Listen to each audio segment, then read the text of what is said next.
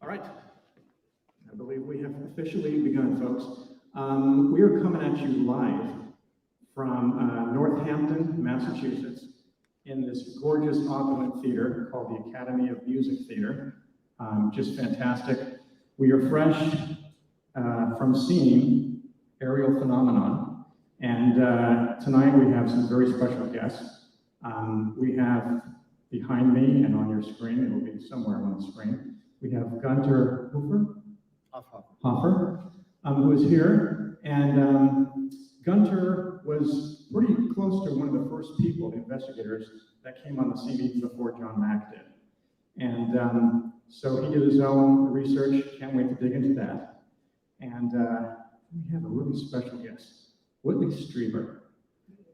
So yay, Whitley Strieber, who is a paranormal advocate, and God knows we need it sometimes. He's also wrote the hauntingly poignant memoir, and almost a thriller, Communion, as well as one of my favorite films, The Hunger and Wolfen. And he is here with us via Santa Monica, Los Angeles. Thank you for being here, Whitley. Thank you. All right. Well, I'm glad to be here.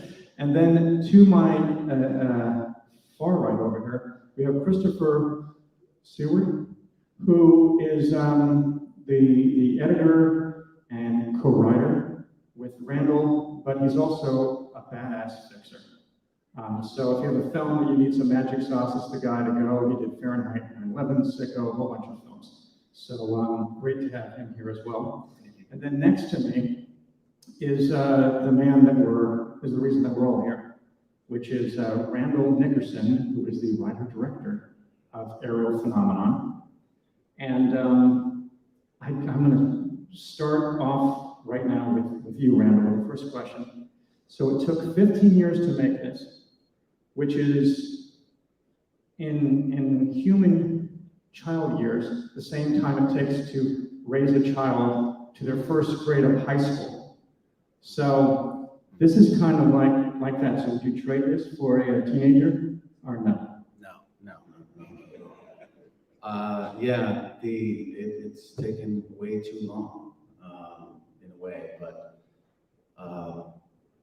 it's supposed to take me 3 years tops. Once it started as a DVD project that I was going to do with just John Mack's material, and then I had to start asking questions, which led me to Africa,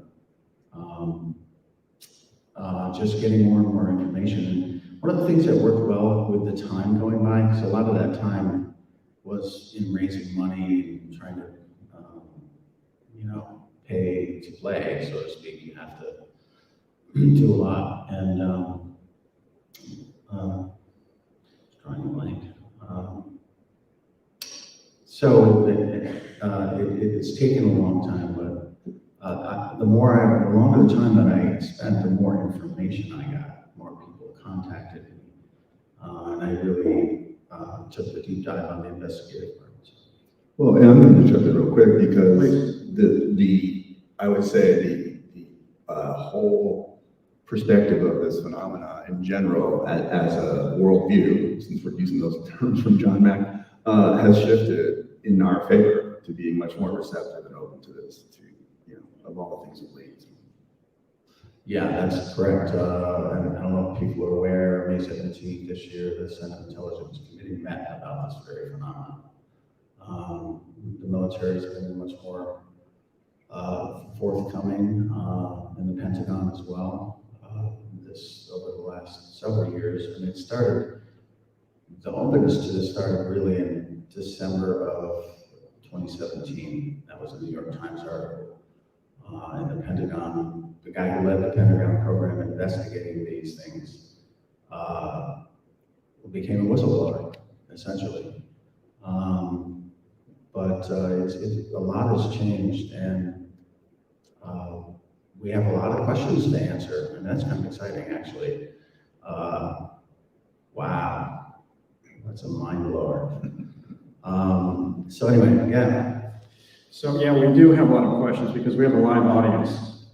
So those on Zoom or the or YouTube or the other social medias can't see, but we have a pretty good turnout here for this premiere. And we do have questions that we will get to later. Sorry, we won't be able to get to any chat room questions because of our technology here, or lack thereof. I do want to ask you a quick question, Christopher. How did you come on board this, and how did he infect you with this compelling? It took a minute, I'm not gonna lie. I mean, I've known Randall since high school. That's the connection. We went to high school together, so pretty much since I was 14. But our paths diverged, and then he was working on this project, and I was very skeptical. And then I watched the footage, and I really sunk into the footage. And then I was like, there's a great story here. And there's just a great story here. Whatever you believe at the end of the day, I mean, it's just a great story. And that's what I do. I'm a storyteller, so I like to tell good stories, and this is a great story. And in the course of doing that, I certainly have come around. I can honestly say that I don't think I've seen anything other than these kids that has come close to convincing me of proof, if you will. And even that's not proof to some people, but those kids are not lying. Yeah. I have a question for Whitley, but first I just want to say, yeah, this isn't, just for if there's anyone out there who, in our audience, they just saw the film, but for those of you who are listening, the Ariel School Phenomenon happened in 1994, and it involved 60 plus kids who saw basically a craft land and 3 beings get out. It was also witnessed by a teacher, and this was in broad daylight. This wasn't, sleep paralysis or anything. This happened, and so this whole film and everything came about that one event in 1994, and everyone still, sticks by as you see in the film. It's fantastic. It's not a UFO documentary; it's a documentary. Period. It's beautiful. Whitley, here's my question for you, sir. Having been through several since your childhood encounters with the visitors, what do you think about the fact that they did not come? These visitors did not come at night. They did not, take you whether you wanted to come or not. They kind of had the best of both worlds in a way. What is your take on that? Well, daylight encounters is quite common. The letters that Anne saved, in fact, I would guess that close to half, maybe as many as half of them, involve daylight encounters. I haven't had, let me think back, I've had 1 or 2, some big actual daylight encounters. They're not that uncommon, I wouldn't think. So when you see them being, the fact that they had this interaction, it was very profound, and some of them received messages and stuff as well. And they were able to have that experience and walk away, that was it. For you, it's been this lifelong thing. It doesn't sound like they've had any other encounters, but as usually there are some side effects. When you see this, what is this like for you to see this story? What was your first reaction when you heard about this case and seen Randy's movie? Well, I actually heard about it first from John, and he told me about it after he got back from Africa and said it was the most important case he'd ever found. And he he said, we talked a lot, the reason he was called me was because of the environmental message that had come from the children. And as soon as I heard the part about the trees going down, I knew this was an authentic. This was authentic because I don't think that the children would understood the significance of that. And at the time, my first remembered encounter in my adult life placed in October of 1985, and involved, among other things, seeing the entire planet on fire. And one of the dangers is that as the volume declines, the ability of the oxygen level in the atmosphere is going to also be disrupted. And the visitors seem to be warning about that with his statement, so I was pretty taken by it. John was completely convinced of this case, and the more I've learned about it, and this wonderful movie just makes it so very clear. This happened, and not only did it happen, the next step, we've got to understand what exactly they meant, warning us about things like the trees coming down, and warning us about the very interesting one of the warnings. Other warnings is about technology getting too lost, as it were, in technology. And in 1998, I had an encounter with a man I call the master of the keys. I wrote a book that's just basically the dialogue. And one of the things he warned about, this was in 1998, was artificial intelligence. And I asked him at one point, are you an intelligent machine? And he just said, if I was an intelligent machine, I would deceive you. And I think the direction that we are going with right now with technology is the exact direction that those entities warned those children about in 1994. And that I was warned about again in 1998 by another entity who was much more pleasant to look at, but equally strange in his own way.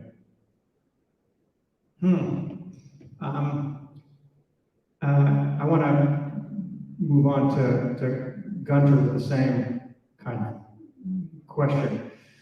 When you came after the fact that you've been studying the phenomenon for a while with Susie Hansen? Cynthia Hine. There's another researcher. So how did you come into this, and what was your reaction hearing this, and what did you know about the phenomenon beforehand?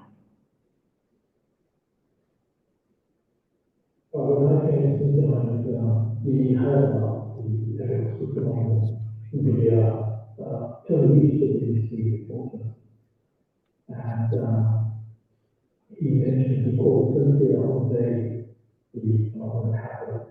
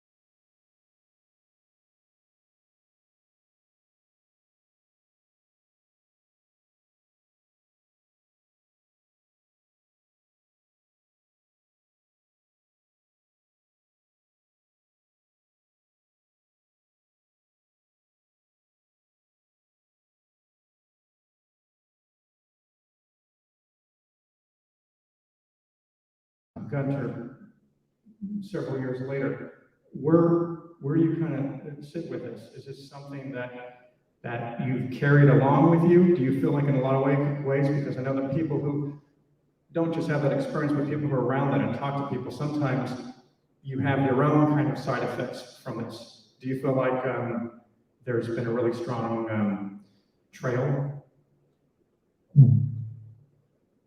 Yes, I mean, I've carried this around with me ever since, you know. And funny, at the time I was working for an environmental organization called Action Magazine. So I was involved in environmental issues. So this message resonated with me very strongly. And so it doesn't leave me. It just kind of like, I just think about this case ever since. And when I see what's happening in the world, particularly now, it brings back those messages again and again. So I hope, you know, I always hope that there's going to be some change, but sometimes when I see some of the government decisions that have been made, it kind of despairs me because we seem to be falling back into the old, you know, the government instead of going, because we're having a fuel crisis because of the Ukraine war, etc. in Europe, and instead of the government reinvesting into, you know, like renewable energies, which are becoming quite cheap now, they're going into like fracking and putting more money towards more drilling for oil, etc., which are resources that are limited and causing the problems that we've seen in the world in terms of the climate change. So Randy, when you started out pursuing this, what was your first idea of what this movie was going to be about, and how did that change? That was, I really didn't know what the movie was going to be about. In the beginning, I felt like, because there's hours and hours and hours and hours of these kids. Not only did John Mack and the BBC interview them, Nikki Carter interviewed them, 7 different sources, all at different times, from the right away to a week later, 2 weeks later, 6 months later, a year later, and then a year and a half later.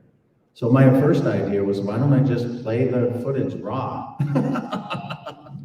Sorry, I don't think that was a great idea, but that's the way it impacted me. I'm like, wow, this is fascinating just watching the raw footage.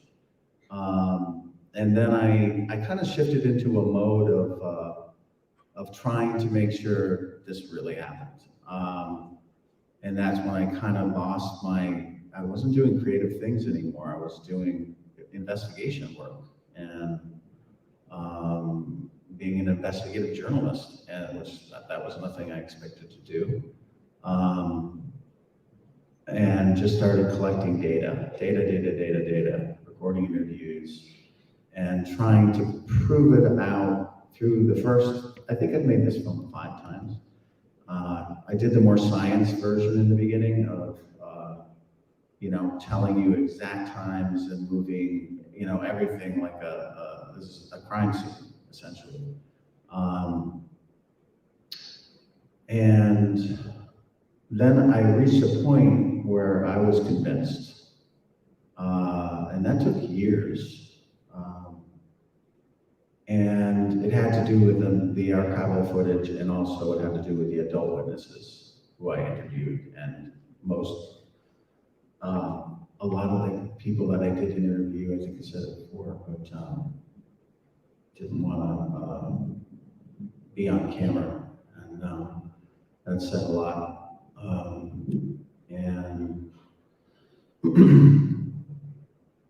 And then Christopher came along, and he schooled me. I gotta tell you, he schooled me, and it's really true. And got me back into the creative, and looked at the story in a way I never looked at it, which is just the story. And leaving people's opinions, leave it up to them, and not try to prove anything. You know, it's like, this is the story. That's why I chose not to use a narrator. Dan Aykroyd wanted to narrate this film, and I had to say no to Dan Aykroyd. You turned down a Ghostbuster? I did. And I didn't want to at all. I thought that was really cool, but I made the decision that, you know, the people that need to tell this story isn't me. And do I have enough footage so they can tell it? All first person, you know, no third person. Oh, I heard this, none of that. And yeah, Christopher was key to helping me figure out how to tell it. It's a complicated story. And there's so many stories, like our rough cut was 4 hours, and we had to cut it down to an hour and a half. And, you know, and I shot 600 hours of film. So we whittled all that down to an hour and a half.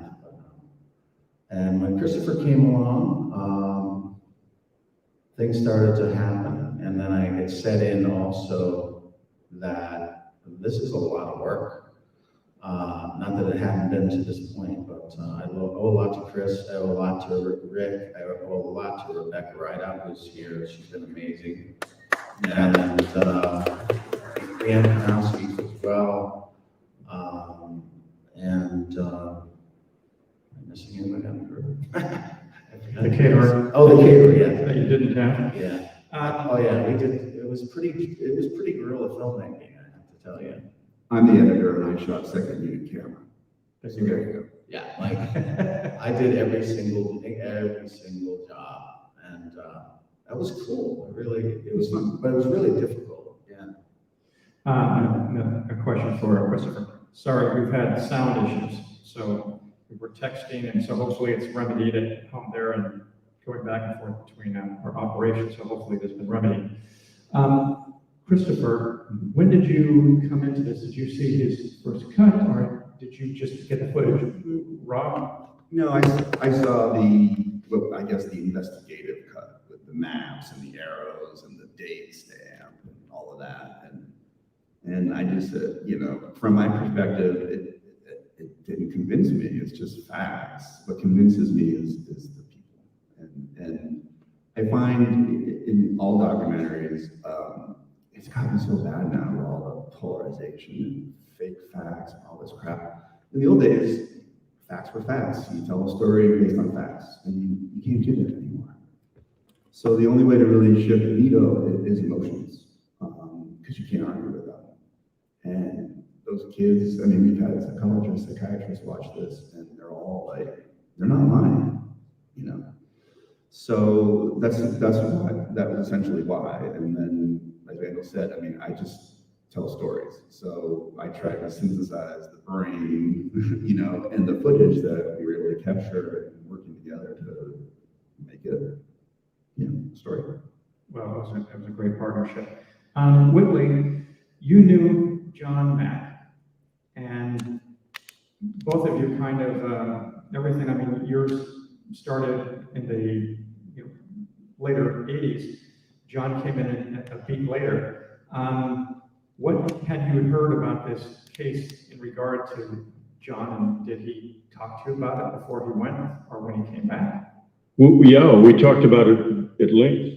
He was, as I said earlier, he telephoned me and said that he had just gotten back from Africa and he's taken a lot of film and he thought it was the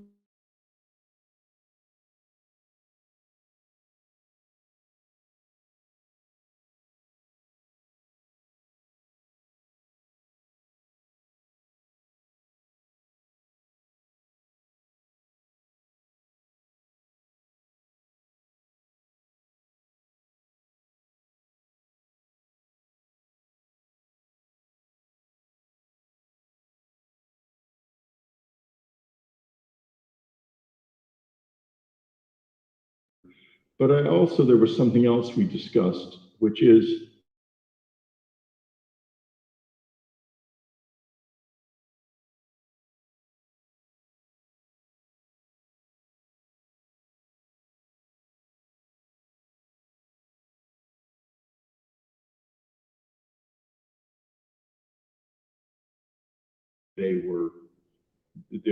their civilization was evolving.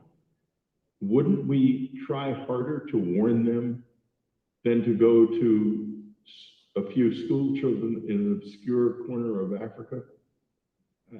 And this warning it's persistent in the close encounter experience.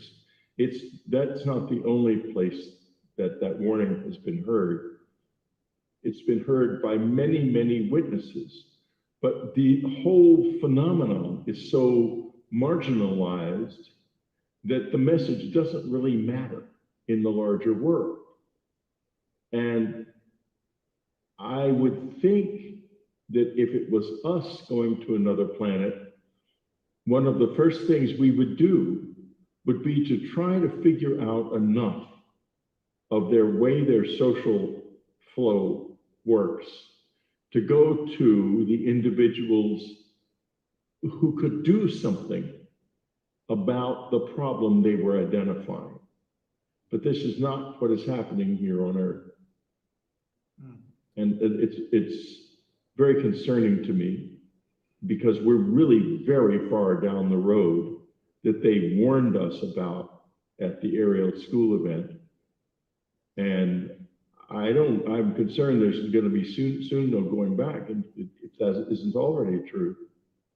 And what can we say? I mean, they warned us, but not loudly enough.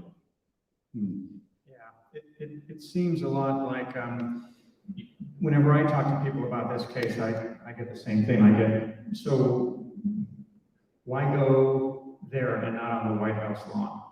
Well, there have been advocates out there, adult advocates screaming that we needed help forever. And so maybe it's time to skip that, because that's not working, and go to the next gen and say, hey, here's what's going on. And 1994 was before it was what it was now, and before technology. And so maybe it needed to get reboot, start fresh. Gunter, so when you came out there, I'm curious, did you, talking to the kids, unfortunately we don't have any of the children that Randall worked with on this, but did you get a sense of these kids? Like, how was your barometer? Because, you're around kids, you may have kids, when they're fabricating stuff and they're given to, flights of fancy. What was your take on these kids' testimony?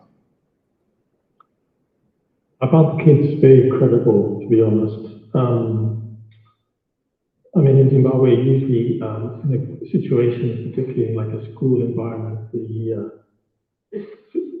they're quite strict and everything. So if you're lying and all that kind of thing, the kids will be terrified to speak out about something and make up stories, particularly in that situation. And from every kid we spoke to, one after the other, they all kind of repeated a very similar story. They saw the craft at the end of the field.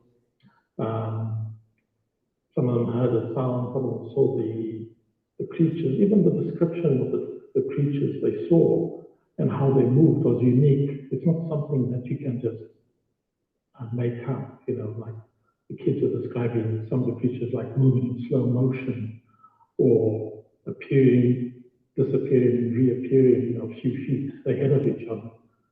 And even the descriptions of the craft that they saw, because some of the kids saw one main craft and some smaller craft.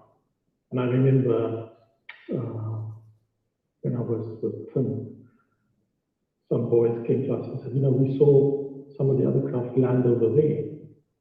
But because on that day, on Tuesday, when we went out, we never had the opportunity to scan the whole ground. We just went to the main landing site, which most of the kids saw. But because that area was very flat and cut grass, we didn't see any impression on the ground as such. So when I came out the following weekend with a work colleague, I scanned the ground and I found two oval shapes in the ground, in the long grass, where the other boys told me they saw some craft landing. And funny enough, it had a slightly clockwise swirl in each of the ovals, one large oval and one smaller oval. I also took samples of the soil for Cynthia to send for analysis. We didn't find anything unusual in the samples that came back. And also, yeah, I mean, the most amazing things I saw was the drawing.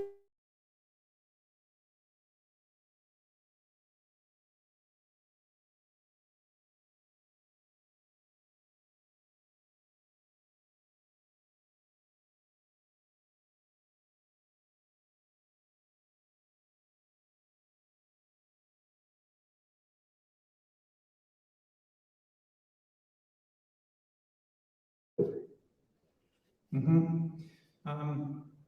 I'm going to, thank you, Gunter. I'm going to go through some of the questions here and see if you can answer them. No guarantees that we're going to give you answers that will appease everyone. But I want to talk about here, being an experiencer. This is someone in the audience here. Being an experiencer, I am curious, are any of these students still being contacted that you know of? That's for me? Yeah. Well, Um, Or go ahead, Gunter, if you want to. yeah, go ahead, Gunter, and thank you, Gunter, for doing a good job when you were there.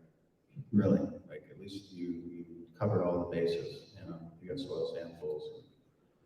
You did really good work. Go ahead. Sorry. Yes. Do you know, the question was, do you know of any students that are still having these experiences after? Gunter, do you have any knowledge of that? well, we had some of the kids, some of them are living in the UK, because a lot of them scattered after the event, and the school authorities, they were feeling that the kids were being disturbed so much. We never had the opportunity after John Mack left to actually speak to the kids, because a lot of the parents, or some of the parents are upset about it, and I think even this John and Colin Mackey, the headmaster, they weren't happy what was happening, because it was kind of like disturbing the kids. He was saying some of the kids were not being disturbed, so we respected that and we left them. Obviously, Randall, which has done a fantastic job tracking down a lot of the witnesses and people involved in the case, was able to go back while they are adults now and actually talk to them. I mean, for myself, we never really had the opportunity to track those kids later down, because there was a lot of turmoil in Zimbabwe soon after with the politics there. I left Zimbabwe to come here, and in the UK now. And even some of the kids are in the UK, like Lisa, I believe, is here in the UK. I would love to meet her and talk in detail with her, just discover what she feels after all these years. I'm sure Randall has spoken to her more often than I have. Let's kind of go right into the big question here. On a scale from 1 to 10, anyone here can answer this. On a scale of 1 to 10, how ready is humanity for open contact or official public disclosure? And I want to get everyone's take on that here, starting with you, Randy. That's a really good question. I think it's been a concern for an awfully long time. I've been told by some people that I eminently respect that they were concerned with public panic. So I don't know. I think this is the time, and I also feel like, I know this may sound strange, but after I really understood the phenomenon more, I realized how valuable this would be to any government, as far as putting down a card at a specific time when we had a lot of problems. This one's gonna rock the boat. We're gonna use it now. And I feel like that's kind of what I'm seeing. I hope that wasn't too, is that understandable? Give them a number. There's gonna be subtitles underneath this. Oh, how close are we? It's We're gonna happening. rewrite those. Oh, okay. It's happening. No, I would give it a 10. 10, Yeah. Christopher? I mean, I think people are open to it in ways they haven't been. However, I think they're still gonna be freaked the hell out when it does. So I don't know what a number is, over 5 and less than 10. Okay, Whitley, same question. How ready is humanity for open contact? AKA disclosure. I don't think we're at all ready for open contact. I think that the great majority of human beings have not been prepared in any way whatsoever. I believe that the close encounter witnesses in some part are probably capable of making some kind of a coherent relationship with the visitors. But I believe if this actually came into general open contact, it would be a catastrophe. We would not be able to handle it. I have them in my life, and they're not easy to deal with at all. They're very, very, very different from us. And there's many different shadings of them as well. If you've met one, you're not by no means met them all.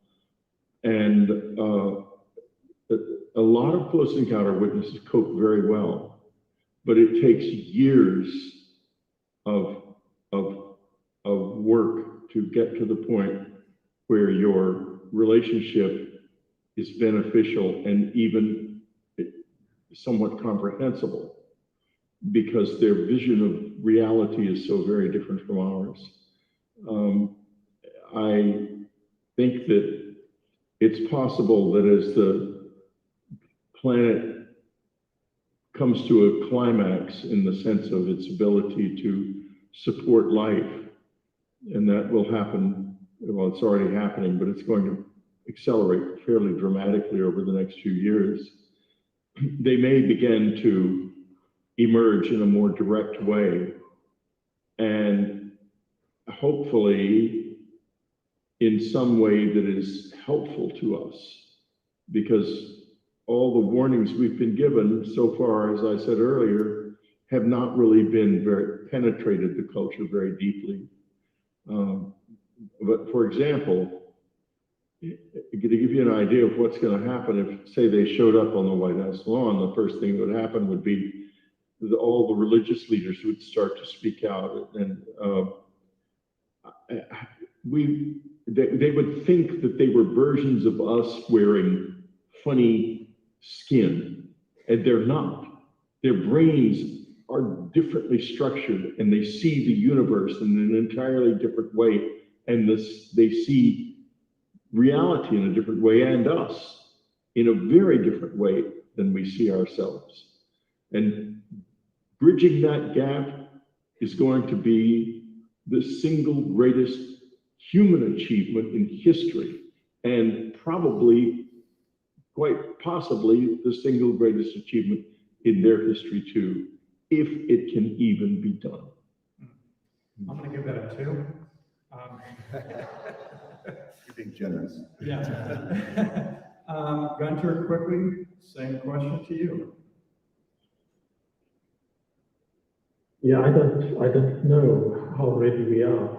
I think for myself personally, I feel disclosure has it, but I feel I wouldn't be kind of shocked if it happened, but I do feel that for the world as a whole, it's still kind of taken as a joke and as something woo-woo, and it's a bit out there. And it's only recently, probably since the New York Times article in 2017 and the release of some of the video footage from the Navy, that there has been some kind of sense of acceptance that there is something up there. But I think when they start talking about aliens, I think aliens is a bit too far for people at the moment. They can accept seeing crafts out there, but aliens on the planet abducting us, I think that's still, unacceptable in their culture, beyond us. Scientists still think if there are aliens out there, it's too far away, and they, millions of light years away. For them to get here is impossible. Our understanding of physics, but that's our understanding of physics. What they could have achieved is way ahead of us by far. Okay. Question here regarding Jacques Vallée, famed UFO researcher. Jacques Vallée has recently stated that no UFO encounter after 1985 should be taken at face value. Given the documented interest of intelligence agencies in the black hard private sector in staging UFO events, I haven't been following the staging of UFO events myself, but to what degree has anyone involved in the production looked into the development of psychotronic weapons capable of being deployed as active psyops? What's your clearance level again, Randall? 0. But you know what? I have a lot of friends that do have them, so that's kind of, but they're not supposed to tell me. Tell me later. Yeah. So that's a tough question. I mean, I just didn't go in that direction at all. You sort of sift through the whole UFO field and now called UAP studies. And you find a layer of I don't want to call them crazy people, but people that are struggling or having a difficult time. And then you sort of go down a layer and you find, sort of a mainstream crowd. And then you go further down and you find these really hardcore people who it's really affected their lives. That's kind of the journey I took to, and you hear all the stories about different conspiracies and things like that. But down deep, which is what my interest was, to get to those hardcore people. I was kind of surprised actually who was there. That was pretty surprising. But yeah, that's all I can really say about that. Okay. So along the lines of conspiracy, was there any government group that tried to suppress the release of your film, guys? Not to our knowledge. Officially. Right. I think so. I don't know. Some weird things have happened, that's all. And you just try to stay away from that thinking and just get the job done. Interesting stuff, though. So the DMV didn't try to stop you, or the mail service? No. Okay, all right. Good to know. Has there been any more messages about where we're headed as a planet from the human race from these kids, and if so, what? As when you're given this information, you ruminate and everything, as it starts to make clarity for any of these former students? I would say yes. Judging by their career choices and judging by charity work or things they're doing, it changed them. One of the parents I interviewed of the twins that are in the movie, I asked him, I was like, well, what did this do to them? And he said to me that it opened possibility for them in a good way. That after seeing what they saw, anything was possible.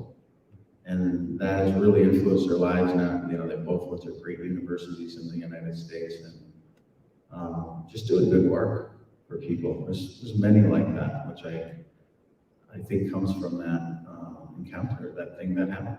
Mm-hmm. So, do you guys know of a forum? There are several that people can go to report this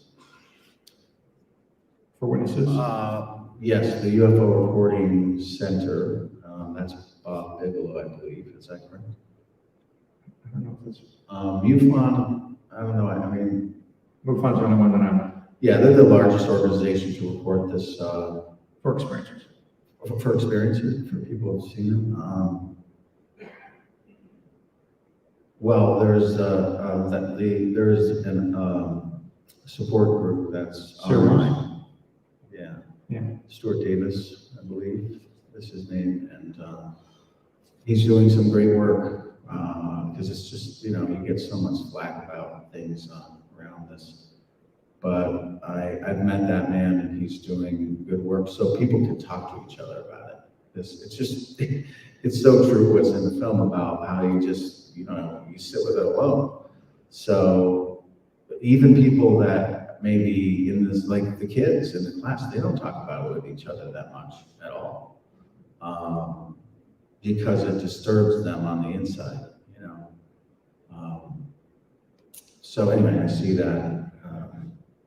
And I really want to put some work into helping people go through the process of what people go through when this happens, because it's very similar to a lot of traumas, but there are some unique parts that are unique to this kind of event. Yeah. And one of them is your head goes, pow. As John Max said, the ontological shock. Yes. Having to fold a new reality into your existing reality. And these kids were not very tainted. Like when I talked to Salma Siddiq, she was kind of like, oh, so this is part of life. All right, my parents didn't tell me about that, but okay, cool. Whereas when you're older, it's like, no, you can't exist. This is a comment, not a question, which I really love. I came to see this because of my personal experience seeing a UFO up close. Other than one other person I've met who had the same experience, I wanted to feel validated. Having so many children see the same thing tonight is validating. Nice. Yeah, how do you guys feel about that? Yeah, I think it's important. I mean, I think that, one of the things we really try to focus on is the impact after, not the event.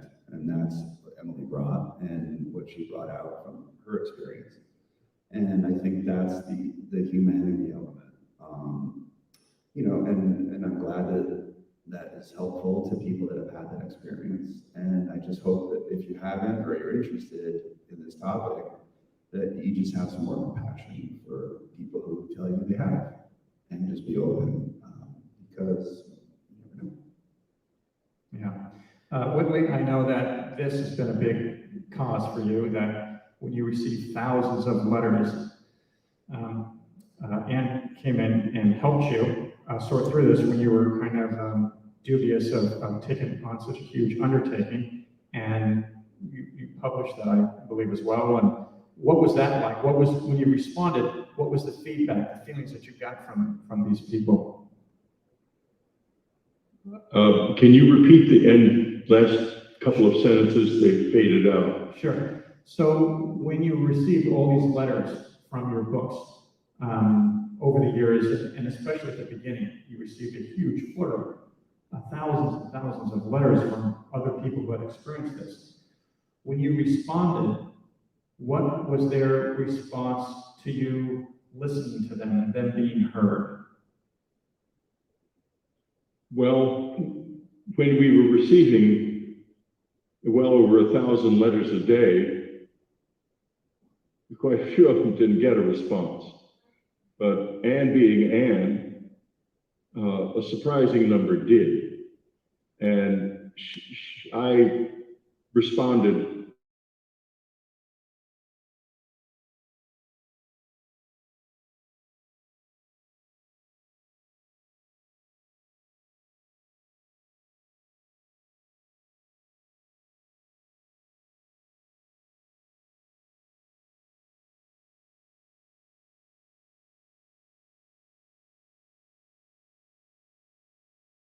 by it, and she hired a secretary, Laurie Barnes, and they proceeded to go through the letters, and she evolved a method of cataloging them.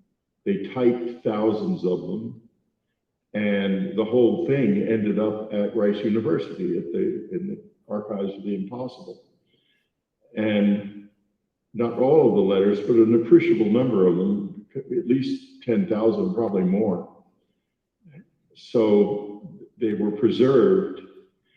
Now, when people realized that, I'll tell you, I don't think that my sending them letters and their response was all the most important, not important part of it. The important part of it was that one after another, people responded to that face, to those big black eyes. It was like a mnemonic device. It caused them to remember things that had been buried. It was like a trigger of some sort. And that was why so many people wrote about it. That was the first moment of contact, was a moment of realization on the part of all of these people that, hey, something very strange happened to me. It wasn't just a nightmare, it was something else. And yet, at the same time, if you were thinking, well, it was the generation of folklore or suggestion, it would have been a flood of letters that were similar, describing experiences similar to mine. But in fact, the letters describing abductions were quite rare. The actual experience is infinitely more complicated than that, involving just all kinds of different types of interaction with the visitors. So it's under the surface, it's far more complex and far richer than we have allowed ourselves to believe, because we've got a situation where in the UFO community, they will filter out things that don't fit their expectations. In the scientific community, they filter out everything. And the government lies about this because, in fact, it is true and they know it and they can't do anything about it and they don't understand it. And that's not a healthy combination when it comes to a military organization like the Air Force that's supposed to protect us from threats from above. And they can't even tell us whether this is a threat or not. Only they can't tell us it apparently is from above, but that's not even entirely clear. So I can't say that when I responded to individuals that was all that important to them. What was important to them was getting their story on paper, getting it out, realizing something had really happened to me, sitting down and writing that down.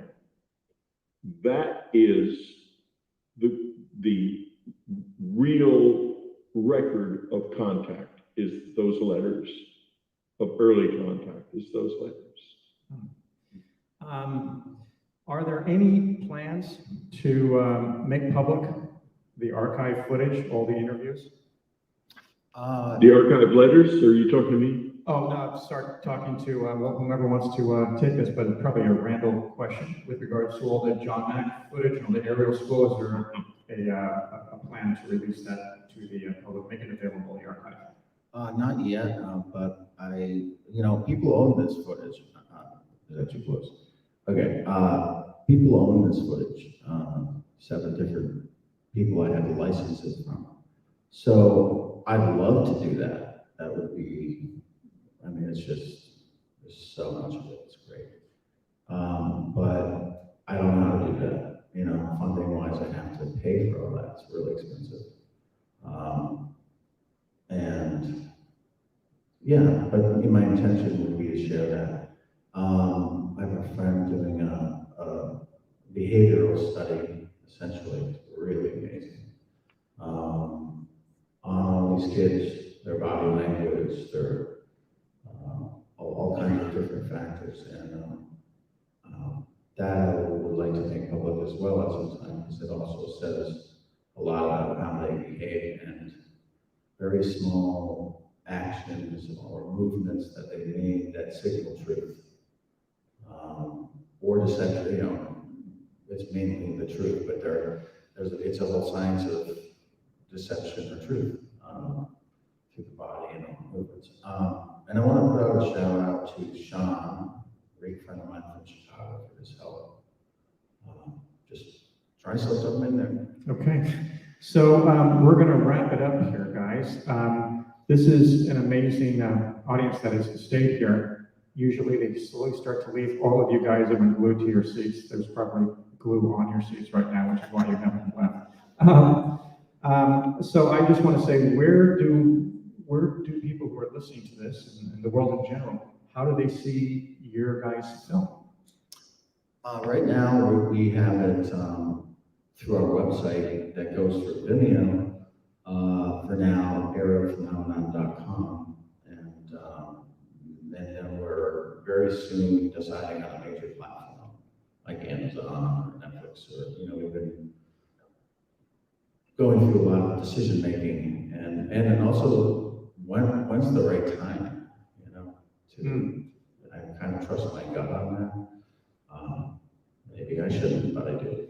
And I think I'll know when that time is right. And, I really want to get this film out into the world, That was one of my goals from the beginning. Once I was 99% convinced, I wanted to share it. It's on my wall in my apartment where I started the film, to share this film with the world. And if I have to travel all around the world, I'll do it. I just think it's one of those stories that it's kind of important. Christopher, what are both of you guys up to next? What is your next project? Well, it's not UFO related currently. I mean, I do a lot of things. Chinese surveillance states, income inequality, the need for organized labor. So, I'm all over that. So. All right. What are you up to, Randall, next? What's your next? I have 2 or 3 other films that I already shot. While I was in Zimbabwe, I also interviewed anybody else that had a story about this phenomenon. So I have hundreds of interviews from kind of the research phase of me making this film. I interviewed everybody I could that I thought was credible or had a credible stance in the world, and not. So there's several. I haven't decided on it because I'm so busy still with this project. But I look forward to it. I can't wait to take my first shot, roll camera for the first time. It's always exciting, particularly when you don't know where you're going and how the film's ever going to end up. But I'm kind of excited about that. Give me something new. So it's not Ariel School Part 2 in 3D? I could easily do an Ariel School Part 2, no question about it. I'd love to show all the other interviews. And the making of, because during the whole, I'm in Africa I lived there about 1 year and 3 months, and pretty much drove around the whole Southern Africa alone with $40,000 or $50,000 worth of equipment in my truck. Don't do that. But it was, oh man, so many stories. But the making of is actually a really interesting story because I shot everything, and it was a ride. So I think it would be a really interesting story, for sure. Just following what we all did. So, and I've got some ideas. I've learned to keep secrets now, though, because Good. because boy, you mentioned an idea in the wrong room, you'll see it in the movie theater, and somebody else will do it. Unfortunately, I had to learn that lesson. But I look forward to it, and I'd love to work with this guy again for sure. And I'm learning new friends like this guy. He's a filmmaker. I love his work. I'm not exaggerating at all. Thank you, brother. I didn't see that on your card, so I guess that's coming from the heart. Oh yes. One last thing. Is this merch that you're Oh selling? yeah. I had merch to bring here, but it just didn't arrive. And I was like upset about it, and then I was like, that's not important at all compared to what. I'm stealing this. Oh, you know? Yeah, this is my hat. But we're gonna have merchandise online. A lot of people love the t-shirts and the hats. And I love the hat. This is Ariel School. This is an Ariel School hat. That's pretty dope. That's pretty incredible. Yeah, and we'll have it online at arielphenomenon.com. Yeah. So anyway, I'm really glad that you guys are here for this conversation. Thank you, and I also want to thank Whitley Strieber. Thank you so much for coming here. And Thank you. And Whitley, please check out Whitley's work as well. Where can they find you, Whitley? Because I know that you've got another book, something coming soon that's going to drop and be incredible again. Hundreds of people today phoned the ZBC saying they sighted an unidentified flying object. It was a bright, radiant light. I've never seen anything like it in my life. It was the absence of noise I didn't like. People from all over Zimbabwe were phoning the BBC to say, we've seen something weird. There were three of us at Seward. Myself, the co-pilot, and the pilot in the other aircraft. No wings, no nothing. Shiny over thing. Ariel School, 19th September 94. Could you tell me what you saw on Friday? The silver thing in amongst this clump of trees. We saw this black figure running. His face was like this and his eyes were down here. I just thought it was some kind of alien from a different planet. When you looked at those children, they were absolutely credible. And whereabouts was it? In the trees over there. There was a big group of kids pointing and making a noise and shouting and screaming. The panic spread. Am I safe or am I not safe? He's a Harvard psychiatrist. Meet Dr. John Mack, a believer in aliens from outer space. We came away convinced that an extraordinary event occurred here. I think they want people to know that we're actually making harm on this world. How did that get communicated to you? It came through my head. Somehow there was a message about pollution from the way he was staring? Yes. I was just a hard-ass journalist. I could handle war zones, but I could not handle this UFO thing. I mean, I never felt this could derail my career. The dean wanted to know, what is he doing? Angels, yes. Extraterrestrials, no. John is lost at this time. This journey is literally to pick up the pieces and put them back together. Oh my gosh. I was right on the logs when it actually happened. We are the ones who drew those funny pictures. Something that I'll never ever forget. I've drawn this again. But I usually kept it quiet. People think you're crazy. My husband doesn't even know about it. You feel so alone in society. Why is it that we tend to want to shrink this powerful phenomenon to our notions of reality rather than being able to stretch ourselves to expand what we know and to admit that we don't know? Would you like to see him again? Yes. And if you saw him again, what would you do? I'll ask him some questions. What would you like to ask him? I'll ask him what is he doing on Earth and what does he want with us.